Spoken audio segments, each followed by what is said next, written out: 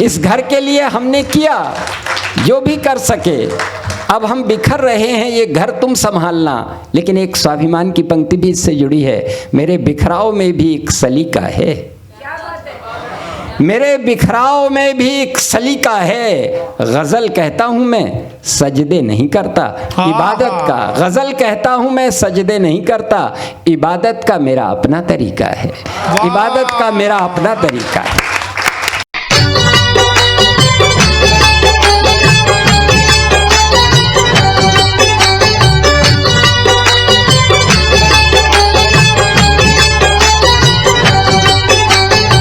इस स्थिति में जो व्यक्ति पहुंच गए उनके लिए मैं ये कहूँगा, और इतनी पंक्तियां उनकी कोट होती हैं। यदि मैं भी संचालन कर रहा हूँ, पूरी रात देश में कहीं भी संचालन हो, कीर्ति जी कहीं भी संचालन हो, कोई भी करे, लेकिन शिवम अंबर जी की पंक्तियों के बिना संचालन पूरा नहीं होता। या बद चलन हवाओं का रुख मोड़ देंगे हम, या खुद को वाणी पुत्र कहना छोड़ देंगे हम। जिस दिन भी हिचकिचाएंगे लिखने से हकीकत, कागज को फाड़ देंगे कलम तोड़ देंगे हम। तालियां बजाइएगा जोरदार। ये पता नहीं किस किस से आपने सुना होगा, लेकिन ये पंक्तियां डॉक्टर शिवम अंबर जी की हैं। और मुझे नहीं पता, मैं इसलिए ज़्यादा नहीं, मुझे बहुत सारी रचनाएं याद हैं, हो सकता है भाई साहब उन्हें खुद सुनाना चाहते हों। मैं केवल ये कहता हूं उनके बारे में, तुम्हारी याद के साए में आके बैठ गए, हम अपने जख्म को दिल से लगा के बैठ गए। आपके बारे में सोचा तो ये लगा हमको, इलाहाबाद में संगम नहा के बैठ गए। एक बार पूरा सदन हाथ उठाकर तालियां बजाकर आमंत्रित करे हमारे मध्य उपस्थित आज के समारोह के अध्यक्ष। चालन कर रहा हूं, क्या बात। बहुत चाहा कि सस्ती लोकप्रियता को धरातल दूं, बहुत चाहा कि सस्ती लोकप्रियता को धरातल दूं, कड़कते मंच पे मैं भी फड़कता चुटकुला चल दूं, मगर दिल से तभी आवाज ये आई निराला की, डगर साहित्य की है यज्ञ वेदी यज्ञशाला।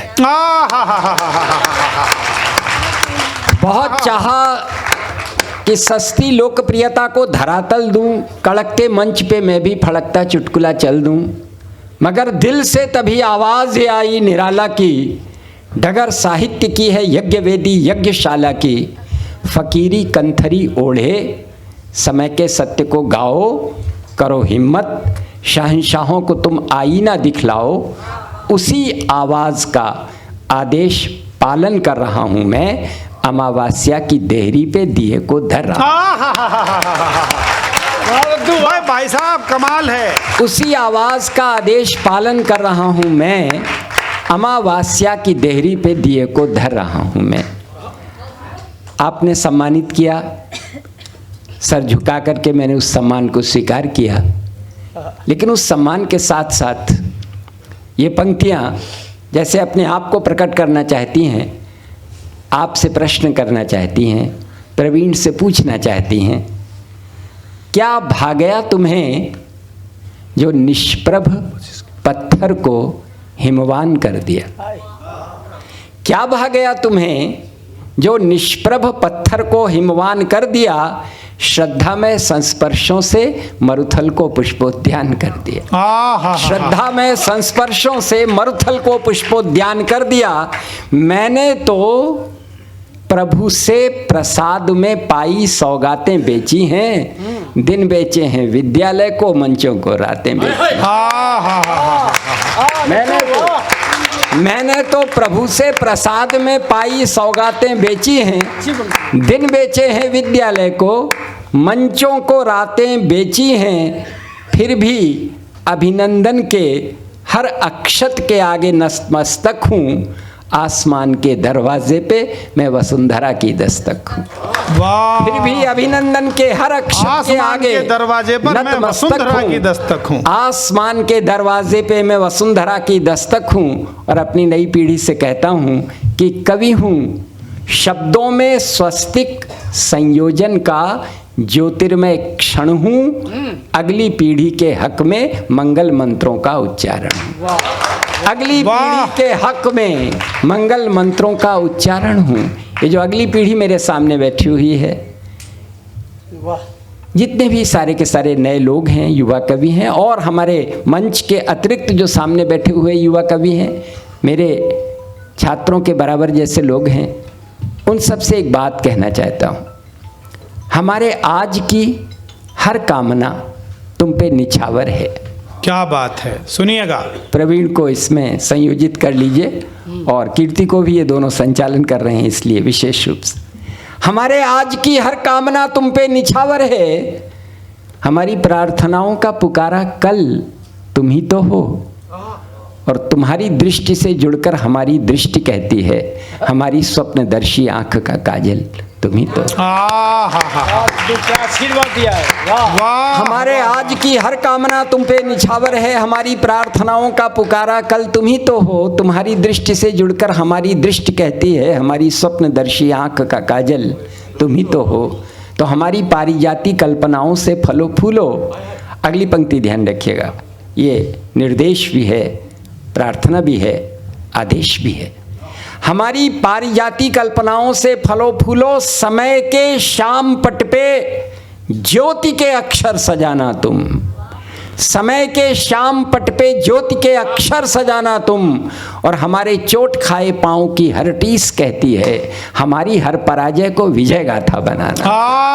हमारे चोट खाए पांव की हर टीस कहती है, हमारी हर पराजय को विजय गाथा बनाना तुम। तो तुम लोगों से यही कह सकता हूं कि अल्फाज की सरगम का सफर तुम संभालना। अल्फाज की सरगम का सफर तुम संभालना।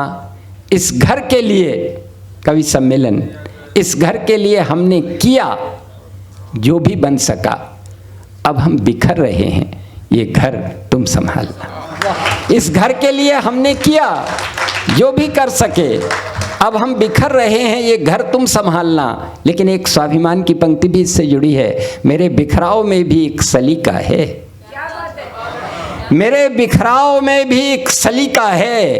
गजल कहता हूं मैं, सजदे नहीं करता, इबादत का गजल कहता हूं मैं, सजदे नहीं करता, इबादत का मेरा अपना तरीका है, इबादत का मेरा अपना तरीका है। कुछ स्फुट अशार सुन लें। मैं बहुत आभारी हूँ कि ये पूरा का पूरा कार्यक्रम एक अदृश्य अनुशासन से बंधा हुआ चला। हम सब लोगों ने इस आयोजन को, आपसे सबसे ज़्यादा हम लोगों ने पर्याप्त प्रयास किया कि यह उस ऊंचाई तक पहुँचे और उस गरिमा के साथ संचालित हो कि आयोजन को अनुष्ठान की संज्ञा दी जा सके।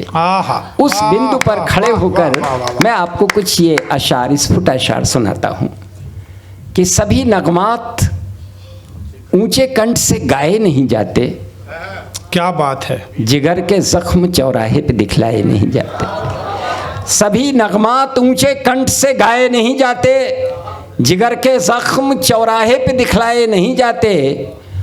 और सभी नगमात ऊंचे कंठ से गाए नहीं जाते, जिगर के जख्म चौराहे पे दिखलाए नहीं जाते। ज़रूरत परवरिश की है बगीचे के गुलाबों को, विजन वन में खड़े वटवृक्ष सिंचवाए नहीं जाते।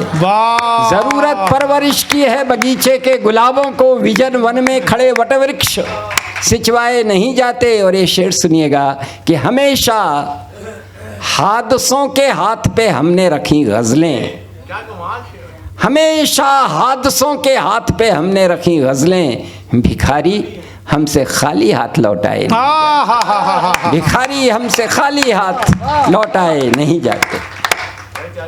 चंद आंसू चंद आहें, ये सुनिए, चंद आंसू चंद आहें और कुछ गज़लें, ये हमारी जिंदगी भर की कमाई है। चंद आंसू चंद आहें और कुछ गज़लें, ये हमारी जिंदगी भर की कमाई है। और लेखनी होगी तुम्हारी दृष्टि में मित्रों, हाथ में गंगा जली हमने उठाई। लेखनी होगी तुम्हारी, तालियां कम है, जरा एक बार भरपूर बजा दीजिए। हाथ में गंगा जली हमने उठाई है, हाथ में गंगा जली हमने उठाई है। ये मुक्तक भी भाई साहब पता नहीं कितने लोग सुनाते हैं। चलिए, अच्छा है, कविता की पंक्तियां जी एक बार लिखे जाने के बाद अपना स्वतंत्र अस्तित्व रखती हैं और नहीं होगी तुम्हारी, वो जा रही हैं जहाँ तक उन सबको बहुत बहुत साधुवाद जो उन पंक्तियों को पहुंचाने का माध्यम बन रहे हैं। पंक्तियां अगली सुनिएगा। सच कहने की हिम्मत रखते हैं हम, दुनियादारी की कला नहीं रखते। सच कहने की हिम्मत रखते हैं हम, दुनियादारी की कला नहीं रखते। अक्सर बचते हैं मिलने जुलने से, मिलते हैं तो फासला नहीं रखते। अक्सर बचते हैं मिलने जुलने से, मिलते हैं तो फासला नहीं रखते। और आवाज तल्ख है तीखी है तो है, हम दो स्वर वाला गला नहीं रखते। आवाज तल्ख है तीखी है तो है, हम दो स्वर वाला गला नहीं रखते। मित्रों, आज से 50 वर्ष पहले, यानी 70 वर्ष की इस उम्र में 50 वर्ष घटाएं तो लगभग 20 वर्ष की उम्र में जब मैंने कवि सम्मेलन के मंच पर कदम रखा था, तो उस समय हम लोगों में अक्सर इस तरह की चर्चा गूंजा करती थी। जिन लोगों के पास कविता नहीं होती थी वे मंच पर पांव रखते हुए डरते थे कि हमारे पास कविता नहीं है, मंच पर जा तो रहे हैं, पता नहीं लोग हमारे साथ कैसा व्यवहार करेंगे। इन 50 वर्षों में मेरी आंखों के सामने कविता की संस्कृति में ऐसा क्षरण हुआ है कि अब लोग बाग एक दूसरे से धीमे स्वर में कहने लगे हैं कि अरे हमारे पास तो कविता है, अगर हम मंच पर कदम रखेंगे तो पता नहीं लोग हमारे साथ कैसा व्यवहार करेंगे। ये जो परिवर्तन हुआ है, इसमें एक बहुत बड़ा कारण लिफाफे का भी है। लिफाफा तो आपने भी दिया है, श्रद्धा से दिया है। कुछ लोग ऐसे हैं जिन्होंने बड़ी उदारता के साथ विभिन्न संस्थाओं को पैसे दिए हैं। लिफाफा तो होना चाहिए, लेकिन उस लिफाफे का वजन घटियापन से बढ़े, ये जो समझौता हम में से अधिकांश ने किया। अर्थ की आकांक्षा तो होनी चाहिए, शब्द पर ध्यान दीजिएगा, लेकिन अर्थ की लिप्सा ने जो अन्याय किया है उसके ऊपर ये पंक्तियां लिखता हूं कि अर्थ की लिप्सा कला की कुल वधू को बेअदब बाजार में बिठला रही है। वाह वाह। अर्थ की लिप्सा कला की कुल वधू को बेअदब बाजार में बिठला रही है, और फिर कहीं से दर्द के सिक्के मिलेंगे, ये हथेली आज फिर खुजला रही। वाह। फिर कहीं से दर्द के सिक्के मिलेंगे, ये हथेली आज फिर खुजला रही। आदरणीय विधानसभा के अध्यक्ष महोदय मेरे पार्श्व में बैठे हुए हैं। संभवतः पहली बार मेरी उनसे भेंट हो रही है। आप जैसी एक पार्टी पिछले दिनों उदित हुई है भारतवर्ष में। लोकतंत्र में जितना सत्ता दल का महत्व होता है उससे कम विपक्ष का महत्व नहीं होता। एक विकल्प होना चाहिए। जाने कितने लोगों को ये जो नई पार्टी पैदा हुई है उसमें एक सच्चे विकल्प के लक्षण दिख रहे हैं, और ये शुभ है। लेकिन जो राजनीति का सामान्य चरित्र है इस पूरे के पूरे देश में, उसके ऊपर कभी 4 पंक्तियां कही थीं कि राजभवनों की तरफ जाएं न फरियादें, पत्थरों के पास अभ्यंतर नहीं होता। राजभवनों की तरफ जाएं न फरियादें, पत्थरों के पास अभ्यंतर नहीं होता। और ये सियासत की तवायफ का दुपट्टा है, ये किसी के आंसुओं से तर नहीं होता। ये सियासत की तवायफ का दुपट्टा है, ये किसी के आंसुओं से तर नहीं होता। अंत में ये जो स्फुट अशार हैं उनका क्रम समाप्त करते हुए 2 इस तरह के अशार और सुनाता हूँ। अपने आप से कह रहा हूँ, अपने माध्यम से आपसे कह रहा हूँ। लफ्जों में टंकार बिठा, लहजे में खुददारी रख। प्रवीण, वाह। लफ्जों में टंकार बिठा, लहजे में खुददारी रख। जीने की ख्वाहिश है तो मरने की तैयारी रख। लफ्जों में टंकार बिठा, लहजे में खुददारी रख। जीने की ख्वाहिश है तो मरने की तैयारी रख। दरबारों से रख दूरी, फुटपाथों से यारी रख। श्रीमद् भगवद गीता पढ़, युद्ध निरंतर जारी रख। श्रीमद् भगवद गीता पढ़, युद्ध निरंतर जारी रख। इसी क्रम का अंतिम जो स्फुट अशार हैं उसमें कि असफलता को अवसाद नहीं करते। इधर हम लोगों ने हिंदी में गज़लें लिखने का प्रयास किया।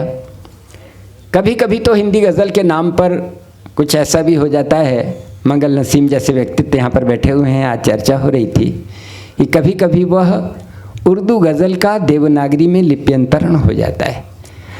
हमारी एक बहुत अच्छी शायरा हमारे फर्रुखाबाद की, जो आजकल दिल्ली की बहू है, यहाँ पर बैठी हुई है, तो मैं उन सब लोगों को बता रहा हूँ कि हिंदी गज़ल में जो मुख्यतः है, जैसा हमारे मंगल नसीम ने एक जगह पर मुहूर्त शब्द का प्रयोग किया और उसमें 5000 वर्षों की सभ्यता को जैसे समूर्तित कर दिया, इस तरह से ये मैं कुछ पंक्तियाँ आपके समक्ष पढ़ रहा हूँ। उर्दू की शब्दों का कहीं परहेज़ नहीं है, लेकिन कुछ ऐसा जो हमारा अपना हो, जिसे हम कह सकें, उसको मैं तूलिका सुना रहा। असफलता को अवसाद नहीं करते, जय को अंधा उन्माद नहीं करते, सुन लेते हैं तेजाबी टिप्पणियाँ, हंस देते हैं प्रतिवाद नहीं करते। असफलता को अवसाद नहीं करते, जय को अंधा उन्माद नहीं करते, सुन लेते हैं तेजाबी टिप्पणियाँ, हंस देते हैं प्रतिवाद नहीं करते। निर्भय गाते हैं युग की गायत्री, राजाज्ञा का अनुवाद नहीं करते। निर्भय गाते हैं युग की गायत्री, क्या भाषा है, राजाज्ञा का अनुवाद नहीं करते, और झुकते हैं संतों के श्री चरणों में, सामंतों से संवाद नहीं करते। झुकते हैं संतों के श्री चरणों में। भाई क्या बात है, क्या बात है भाई साहब। मैं चाहूंगा एक बार पूरा सदन तालियां बजाए, इस भाषा में नहीं सुना होगा आपने। क्या बात है, क्या बात है सर, क्या बात, वाह वाह। मेरी बेटी के पूज्य ससुर जी यहाँ बैठे हुए हैं। मैं जब उनसे मिलता हूँ और जिस तरह का उनका व्यवहार रहा है, जिन विषम परिस्थितियों के गरल को उन्होंने पी करके अपने स्वभाव के अनुसार अमृत बांटा है, बड़े लोग हैं सर। इसलिए जब मैं उनके पांव छूता हूँ तो सच में मुझे बड़ी शांति मिलती है। ऐसे लोग जिन्होंने जीवन के विषमतम परिस्थितियों से गुजरकर अपने को संभाला और अपनों को संभाला, इस तरह के व्यक्तियों के लिए पंक्तियाँ आती हैं। निर्भय गाते हैं युग की गायत्री, राजाज्ञा का अनुवाद नहीं करते, झुकते हैं संतों के श्री चरणों में, सामंतों से संवाद नहीं करते। और ये दो पंक्तियाँ, इनके लिए मुझे आशीर्वाद दीजिएगा आप। आशीर्वाद इसलिए कह रहा हूँ छोटों से भी, क्योंकि इनको अपने जीवन में आपको जीने की कोशिश करनी चाहिए, और बड़े लोगों का तो आशीर्वाद मिलता ही है। मैंने इन्हें कोशिश की है जीने की। सुनिएगा कि फाकों को भी मस्ती में जीते हैं, बस्ती बस्ती फरियाद नहीं करते। अगली पंक्तियां सुनिएगा कि फाकों को भी मस्ती में जीते हैं, बस्ती बस्ती, अरे खुश रहो, फाकों को भी मस्ती में जीते हैं, बस्ती बस्ती फरियाद नहीं करते, और सच कहते हैं अथवा चुप रहते हैं, हम लफ्जों को बर्बाद नहीं करते। हम लफ्जों को, हाय हाय, वाह वाह वाह वाह वाह वाह। सच कहते हैं अथवा चुप रहते हैं, हम लफ्जों को बर्बाद नहीं। वाह। अंत में वाह, आजकल मैं प्रयोग कर रहा हूँ 3-3 पंक्तियों में कविता लिखने का। भाई अब तो वो भाई साहब एक वो निवेदन, अपनी तैराकी उल्टी है, वो एक निवेदन है। अच्छा जी, ये वो कविता है मित्रों, अच्छा है। इसमें मैं निवेदन कर रहा हूं, मुझसे कहा है सुनाने को, मैं सुना दूंगा, निश्चित रूप से सुना दूंगा। बस यही वो कविता थी जिसे लेकर के मैं आज से दशकों पहले मंच पर चढ़ा था, लेकिन उसके साथ उसने दूसरी कविता नहीं सुनी। ये 8 पंक्तियों की एक कविता है, इसको लेकर के बड़े उत्साह के साथ यौवन में मैं मंचों पे चढ़ा था। पहले तो आप उससे सुन लीजिए। अपनी आदत है चुप रहते हैं या बहुत खरा कहते हैं, हमसे लोग खफा रहते हैं, हमसे लोग खफा रहते हैं। आंसू नहीं छलकने देंगे, ऐसी कसम उठा रखी है। सुनना, वाह वाह वाह। होंठ नहीं दाबे दांतों से, हमने चीख दबा रखी। आंसू नहीं छलकने देंगे ऐसी कसम उठा रखी है, होंठ नहीं दाबे दांतों से हमने चीख दबा रखी है, माथे पर पत्थर सहते हैं, छाती पर खंजर सहते हैं, पर कहते पूनम पूनम को मावस कहते हैं, हमसे लोग खफा रहते हैं, हमसे लोग खफा रहते हैं।